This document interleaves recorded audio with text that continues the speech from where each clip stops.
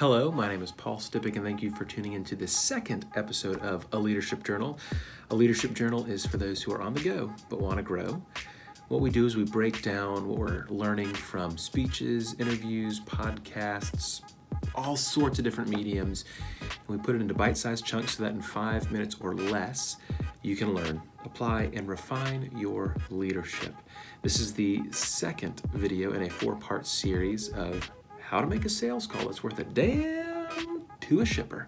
We're partnering with the Community of Supply Chain Professionals, an organization that I'm a part of, and that's all about building relationships and solving issues within the industry, but also within your work life. And this specific series is geared towards sales within logistics and supply chain because we want you to succeed in your job. We want you to do the absolute best that you can possibly do. And so in this video series, we're talking about 5 specific points, which you can look in the description below. That's going to go back to the original video that will give the overview of those 5 points. But today we're going to be talking about steps 1 and 2. So without further ado, let's talk about how to make a sales call that's worth a damn to a shipper.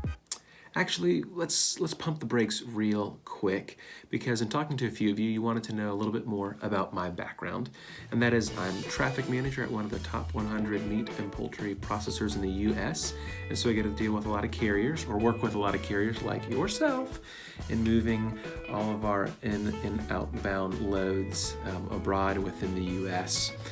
And so let's just get right into it on how to make a sales call that's worth a damn to a shipper. Step number 1 is listen.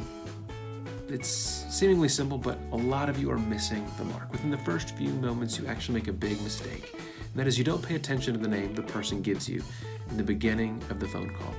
Within a few moments, you ask, hey, I'm so sorry, I forgot, what was your name again? Or by the end of the call, it's, hey, buddy, buckaroo, champ, what did you say your name was? You got to pay attention to the first few seconds of the phone call. Incredibly important. Not only that, you need to listen to the tone of their voice, the words they're using, the speed at which they're talking, because it'll allow you to see if the conversation's going well or if it's going down the drain. But regardless, it allows you, when you're listening, to make the appropriate call on how you should continue the conversation. So remember, listen. Step number 2, don't use fillers. And by fillers, I'm not talking about the conversational ones where you overuse words like and, like. I'm talking about 2 different types of fillers that I'm going to call permission fillers and relational fillers. Permission fillers is pretty much what it sounds like. It's asking for permission for something. Do you have a moment to answer a few questions? If I could take a moment of your time, could you? Guess what? I answer the phone. Of course I have a moment. But since you asked, no, I really don't want to talk to you. So leave those permission fillers out of the conversation because it gives people like me a chance to shut you down. So leave them out of the conversation. Second type of filler is relational fillers, and those are around weather and family. Guess what? If it's a cold call or you're only a few conversations in, those are really personal questions if it's related to family and getting a little too deep.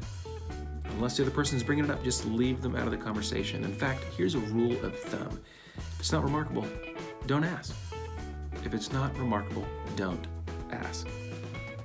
An example is around the springtime in Georgia, people ask about the weather for I don't know why. It's 70 degrees, it's nice and cool, there's no reason to ask the question. But if you were to ask about the weather a few weeks back, there was a chance of snow, a chance of a flurry hitting the ground, so a couple of the counties shut down the school systems. And let me assure you, it wasn't because there was a college national championship that was playing that same night. It was because of the weather being super dangerous, potentially dangerous. Not football, not college championship. It was because of the weather that we got shut down. That would be a remarkable question. So tell me about you guys shutting down your school for no snow? It wasn't because of football? That's the kind of remarkable question that you want to ask. Thank you so much for watching this video, and hopefully you can take these 2 points of listen and don't use fillers and apply them to your conversations that you're going to have with some shippers in the near future. Leave some comments down below for what you thought or from different ideas that you have that you've had success with, but also give it a thumbs up if you liked it. Give it a thumbs down if you didn't, but seriously, thumbs up. Let's do it. Thanks guys so much. I hope you have a fantastic rest of the day, and we'll see you next time.